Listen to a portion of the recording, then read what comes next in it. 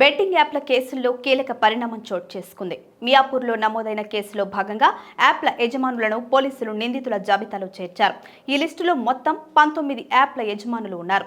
JugilRummy.com, A23, YOLO 247, fair play, Jeetwin, వీబుక్, తాజ్ 77, వివిబుక్, ధనీబుక్ 365, మామా 247, తెలుగు 365, S365, జై 365, జెటెక్స్, పరిమ్యాచ్, తాజ్ 777 బుక్, ఆంధ్ర 365 యాప్ల యజమానులను నిందితుల జాబితాలో చేర్చారు.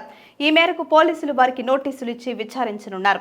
ఈ కేసు విచారణలో భాగంగా ఇప్పటికే పలువురు సినీ ప్రముఖులు, ఇన్ఫ్లుయెన్సర్లు సహా 25 మందిపై కేసు నమోదైన విషయం తెలిసిందే. ఇప్పటి వరకు బెట్టింగ్ యాప్స్ ను ప్రమోట్ చేసిన వారి స్టేట్మెంట్లను రికార్డ్ చేశారు. అయితే ఈ ఛార్జ్ షీట్ లో బెట్టింగ్, ఆన్లైన్ గేమింగ్ పై ప్రచారం చేసిన ఇన్ఫ్లుయెన్సర్లను సాక్షులుగా చేర్చే అవకాశం ఉన్నట్లు తెలుస్తోంది.